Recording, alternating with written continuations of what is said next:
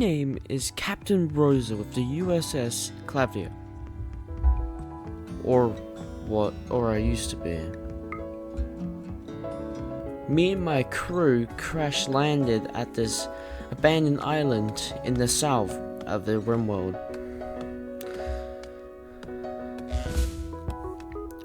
Rosa knew the importance of survival, so she got to work creating a camp to survive the night in.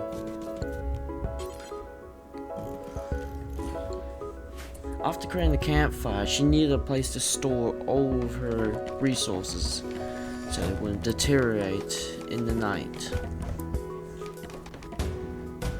I may or may not have done this to escape the clutches of Claudia and his insane militia.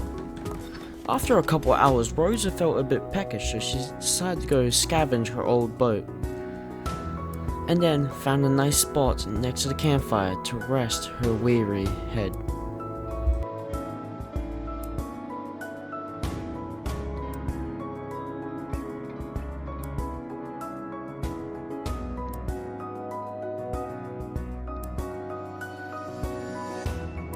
Rosa very much disliked the uncomfortable sense of the sand touching her back as she slept. So she immediately, in the next morning, dug out a hole next to the storage room to build herself a bedroom to survive in.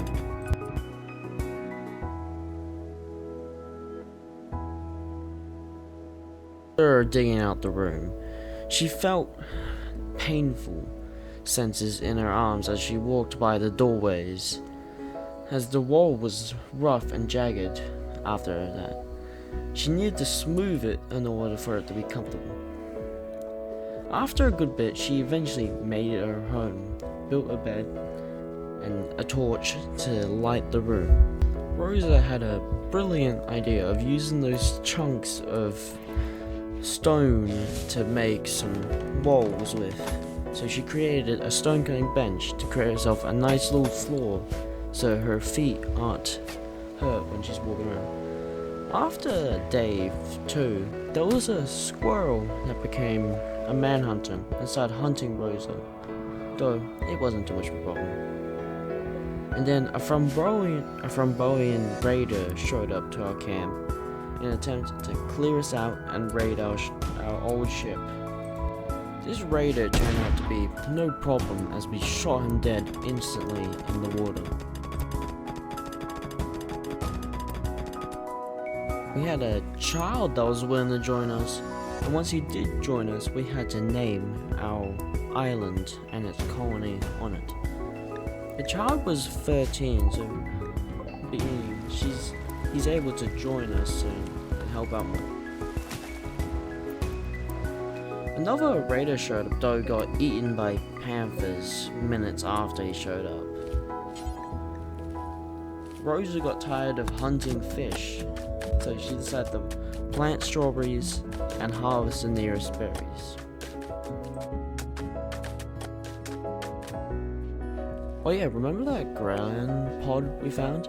We decided to harvest it and place down its tree and make Rosa its caretaker, so we can get some berry makers so we're not starving throughout the day. She has to prune it every now and then so we can keep her connection with it stronger and stronger.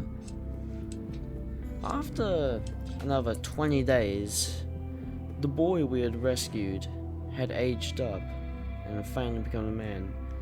And soon after that, Ilford from the Clav Militia decided to come and search for any survivors from the USS Clavier.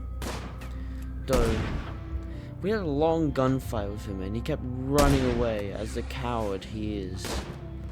As Ilfids are more in the command structure of the Clav Militia, meaning he's not in his element while he's in this battle, and we eventually win the battle.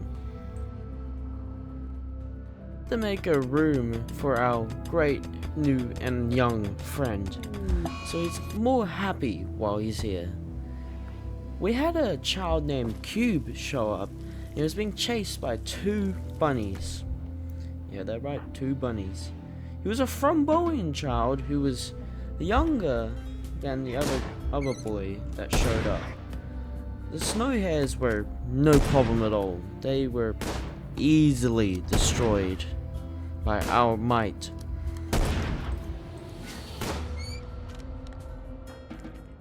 Our first strawberry harvest came up soon, and not a moment too soon, as we were running out of food, meaning we were able to survive another day because of our luck and because we planted lots of food.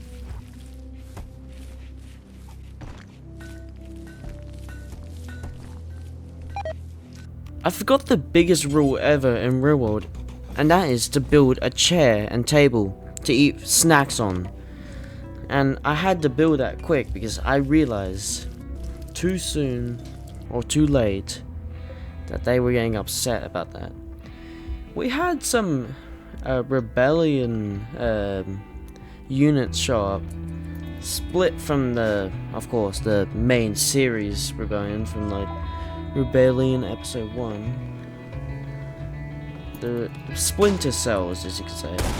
We had a raid from some pirates show up to try to steal our stuff, though he attacked a 7-man crew and met his fate out in the water, as pirates should.